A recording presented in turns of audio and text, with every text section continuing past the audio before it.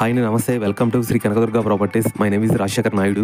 ఇప్పుడు మీరు చూస్తున్న రీసేల్ ప్లాట్ సేల్కి వచ్చింది. ఈ ప్లాట్ చుట్టూ చూసుకుంటే ఊరు మధ్యలో ఇళ్ల దగ్గరలోనే ఉంది.